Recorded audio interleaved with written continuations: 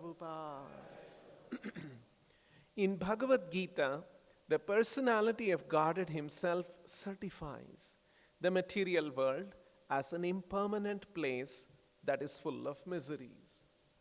There is no question of happiness in this material world, either individually or in terms of family, society, or country.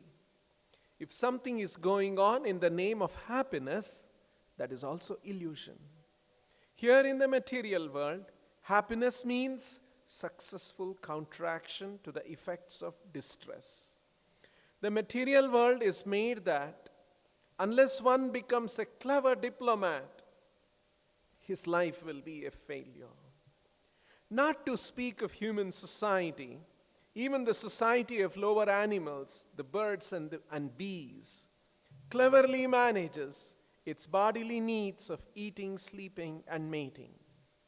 Human society competes nationally or individually, and in the attempt to be successful, the entire human society becomes full of diplomacy. We should always remember that in spite of all diplomacy and all intelligence in the struggle for our existence, everything will end in a second by the supreme will. Therefore, all our attempts to become happy in this material world are simply a delusion offered by Maya. Thus ends the Bhaktivedanta.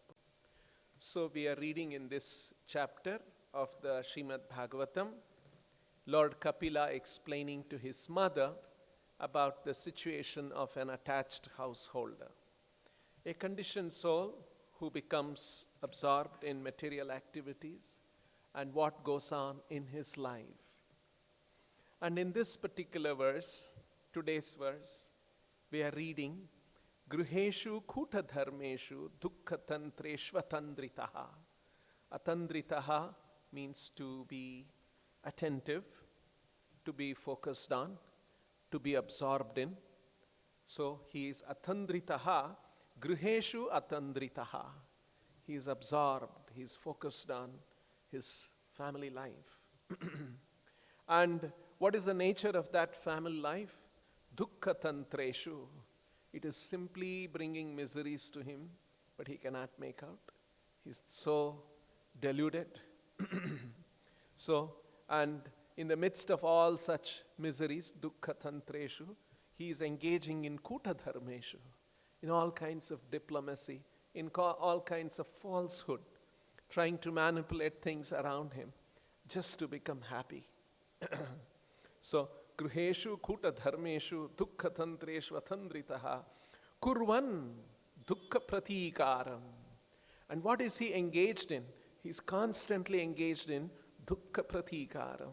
He's constantly counteracting all of these different miseries that come to his life. And when he successfully counteracts those dukkha pratikaram, sukhavan, now I have become very happy, manyate. He thinks like that. Grihi. So such a person who's living in a graha household life. So that's the description. The attached householder, grihi, remains in his family life. Gruheshu atandritaha. He remains safe, secure, which is full of diplomacy and politics. Kuta dharmeshu, gruheshu atandritaha. Always spreading miseries, that's the nature of this world, this gruha. Dukkha tantreshu, and controlled by acts of sense gratification, he acts just to counteract the reactions of all his miseries. Kurvan dukkha pratikaram, he acts, kurvan, just to counteract the reactions of all his miseries. Dukkha pratikaram. And if he can successfully counteract such miseries, he thinks, manyate, sukhavan manyate, that he is happy. So, this is a close view of a conditioned soul and how he becomes absorbed. And so, this is actually a description of a gruheshu atandritaha, somebody who is absorbed, somebody who is focused, he is immersed in his household life. This is actually the description of a grihamedi. So that's the difference between a grihamedi who becomes so absorbed in family life, even at the cost of neglecting spiritual life. So when he does not neglect spiritual life and he is at home, there's another word that describes, he's called a grhasta.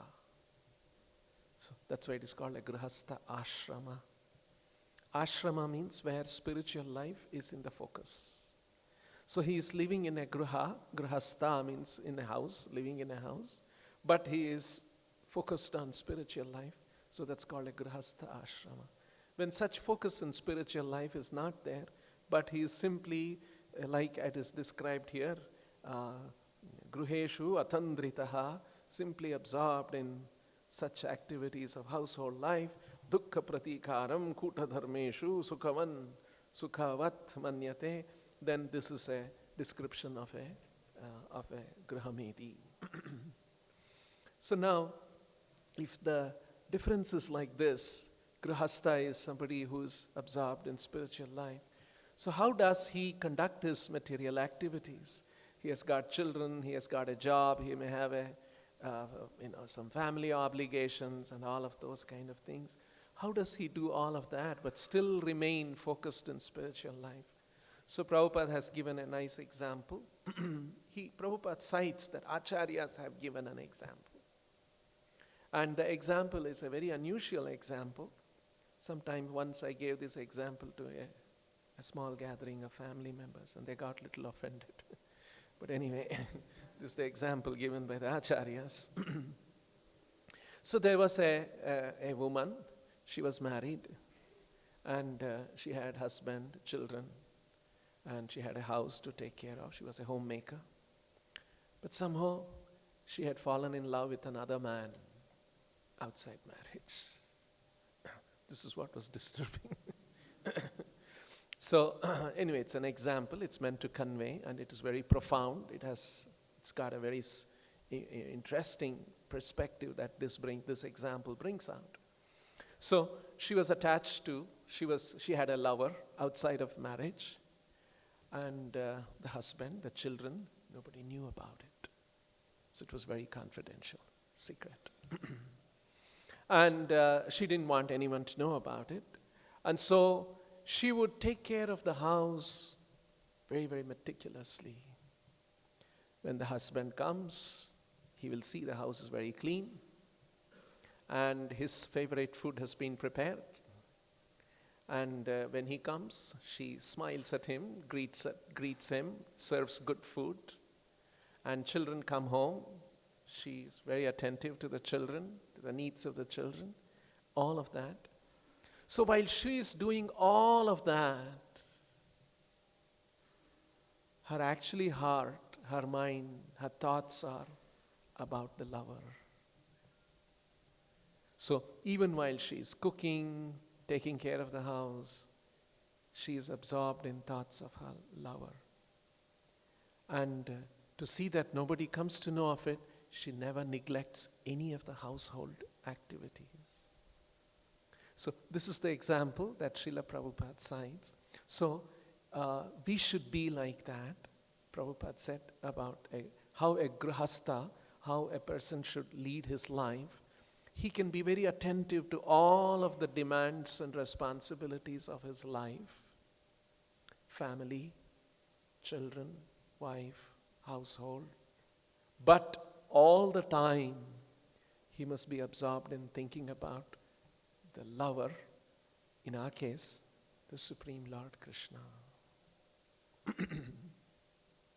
What grihamedis do, grihamedis who are also pious, what they do, they are attached to the family, members, pleasure, enjoyment, and they dutifully go to a temple.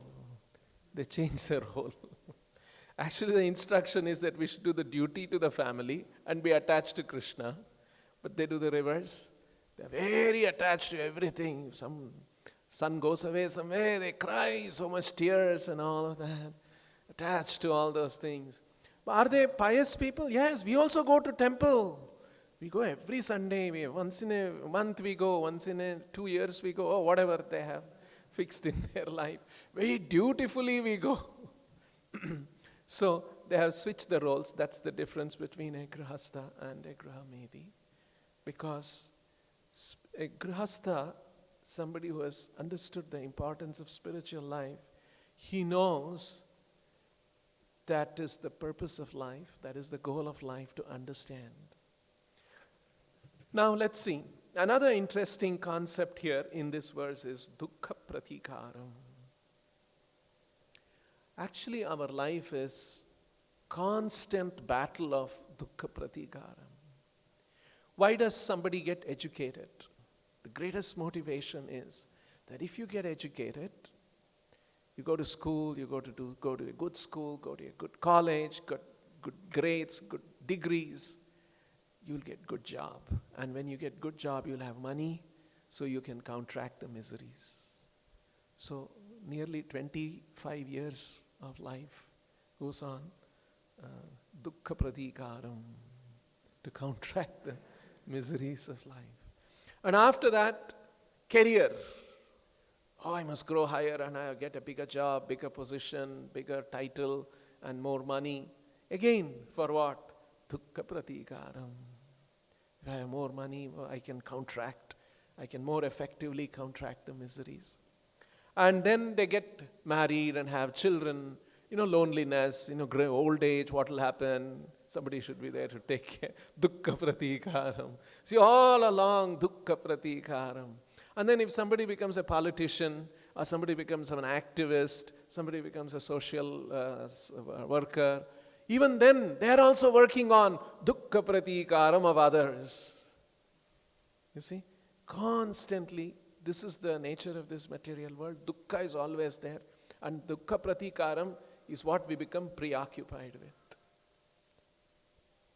So, this is the whole life the conditioned soul spends, whole life, dukkha pratikaram.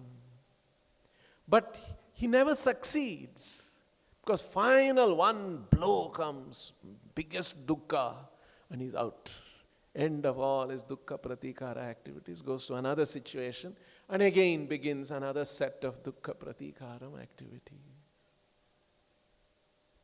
Very few people even realize these things. What's going on? And then, another interesting concept brought out here in this Bhagavatam, kurvan dukkha pratikaram sukhavan manyate grihi.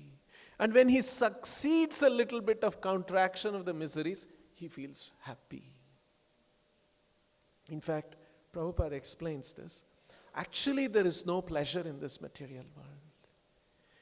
When a misery comes and we counteract that misery, when there is a relief from that relief from that misery is interpreted as pleasure.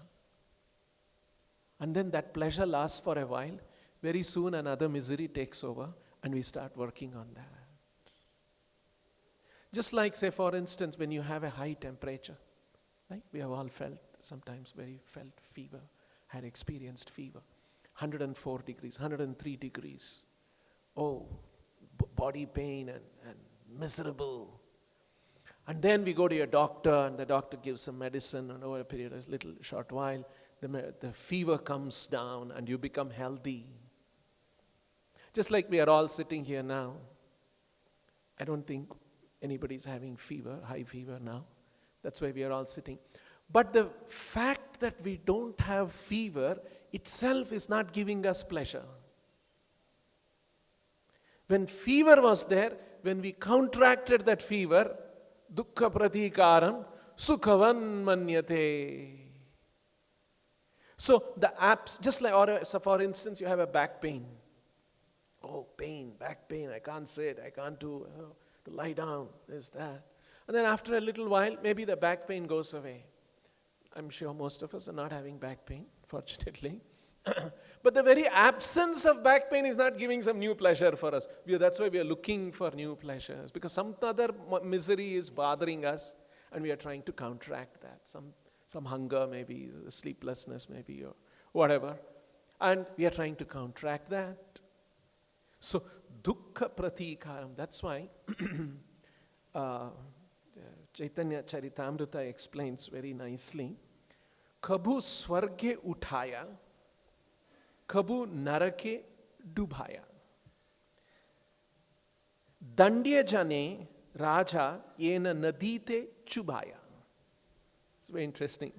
Although we don't understand Bengali, but at least sounds very good. Kabhu swarge uthaya. Sometimes the living entity is lifted up to Swarga. Kabhu narake dubhaya. So sometimes he is condemned, descends to the hellish conditions of life. Dandye jane raja. Dandye jane means a criminal who is to be punished, who is to be such a dandya jane. Dandya jane raja is referring to a practice in India. The kings would sometimes punish a criminal. Yena nadite chubhaya. And Prabhupada explained this one. Sometimes the king would order a criminal. He would be taken to the river and they would hold his hair and dunk him in the water. And when he's under the water, he's gasping for breath, it was not possible. They remove him. So much pleasure. And then a little bit, again they dunk him. So there's a kind of a punishment, chubhaya. Nadite chubhaya. Dunk him, lift him. Dunk him, lift him. This is what goes on. That is called sukhavan manyate grihi. Actually, the analysis of happiness and pleasure, what the conditioned soul experiences, is unparalleled in our Vedic literatures. What's going on in this world? What are we absorbed in? What's happening to us? So, people become absorbed in these things. All of the technology, all of the economic activities, all of political diplomacy, everything that's going on in the world is dukkha pratikaram. And by that, sukhavan manyate grihi. So actually, there is no pleasure. Or even if there is pleasure, it's very paltry, very, very insignificant, tuchha. And this is how the human society is absorbed in. People make plans in their life, with my family, with my children, with my home, with my car. I should become successful, I should become happy in this way. I can counteract all the miseries in this way.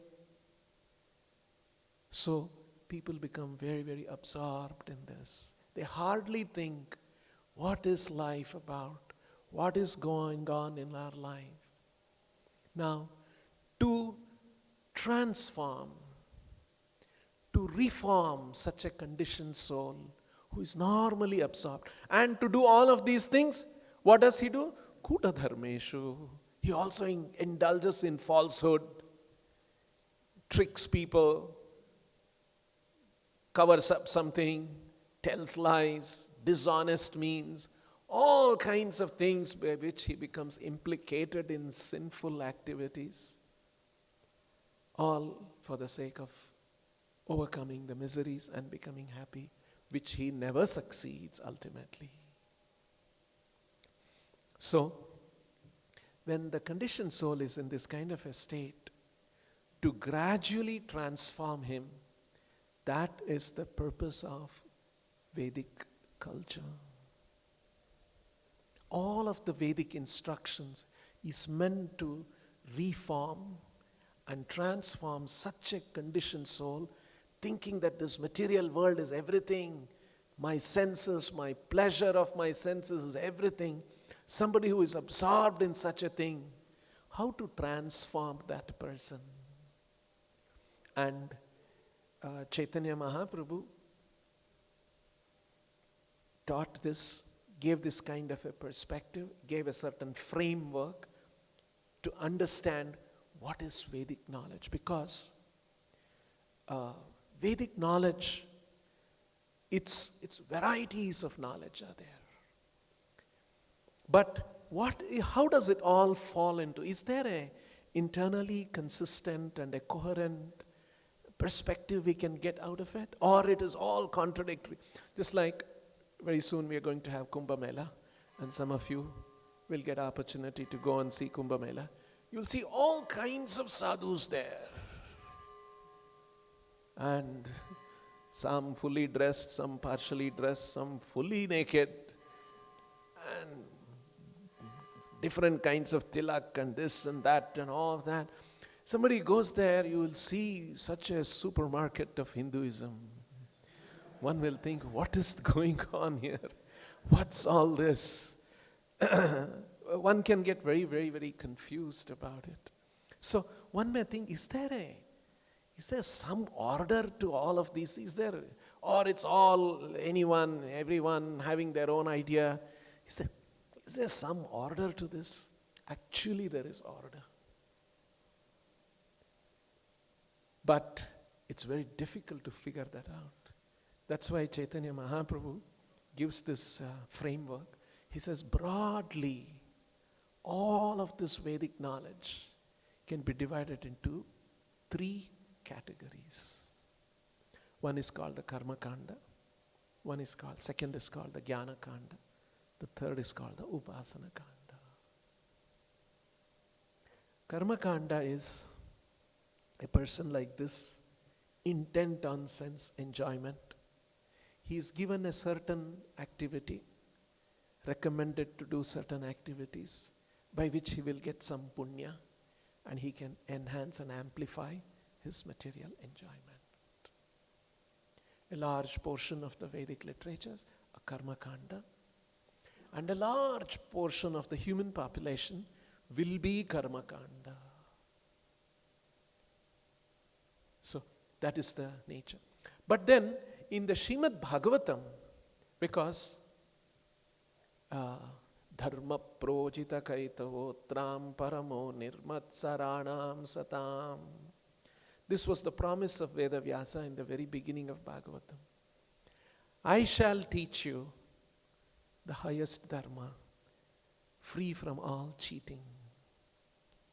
What is the highest dharma? Vedyam vastavamatra vastu shivadam tapatrayon unmoolanam. So I am going to teach you the ultimate truth, by which is all auspicious, Shivadam, which brings auspiciousness to everyone.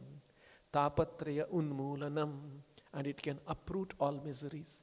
That was the promise of Vyasadeva.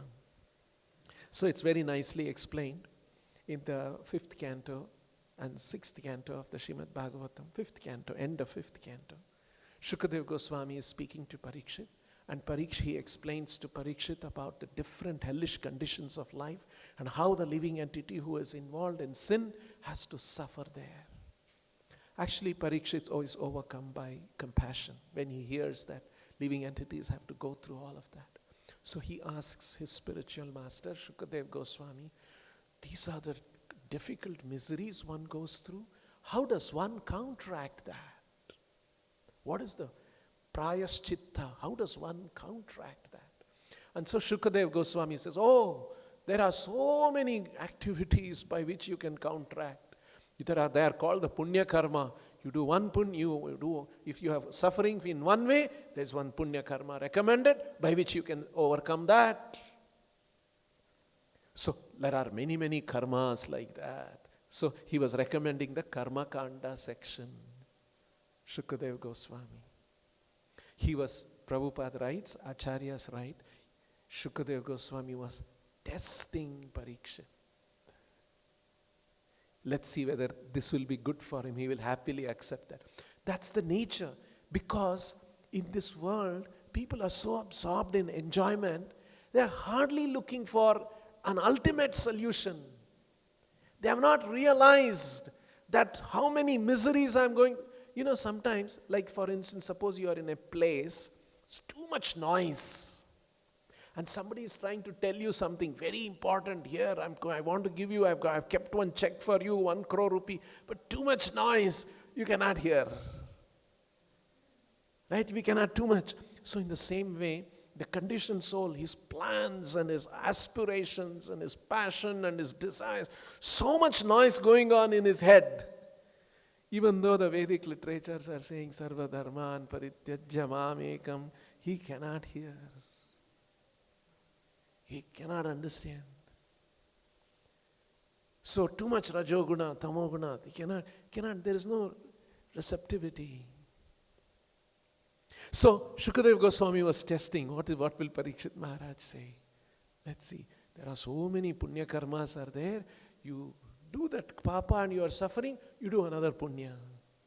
But immediately Shukadeva Parikshit recognized that you can counteract, but my tendency to do sinful activity is not being counteracted, no? So that's why Parikshit responds, Shukadeva Goswami, Gurudev, you are saying this one, but then this is like Manye Kunjara Shauchavat. This is like, Kunjara is an elephant. Shauchavat means like a bathing, Shuchi, Shauchavat, like a cleansing of an elephant. An elephant will go into the river, take the water, splash on himself, very clean he becomes, and then he comes out of the river, on the sand he rolls and takes the dust and again messes himself up. So what has he achieved? And when Shukadeva Goswami hears that, he's very happy. Now my disciple wants something higher. He's not just happy with this Karmakanda. Then he tests him again, and then he says, now there's another way. And he teaches him Ghanakanda. He recommends Ghanakanda. Brahmacharyena, tapasena, and by strict austerities and all of those kind of things. Vimarshena, by carefully distinguishing what is discerning, what is reality, what is illusion. Not this illusion, discerning. So that's the Ghanakanda, the process of Jnana, where you are trying to discern by knowledge, by speculative knowledge, by the strength of your wisdom and your knowledge, by your logic, by your intelligence, you are trying to figure this out. And there are portion of the Vedic literature which talks about that, and that's called Ghanakanda.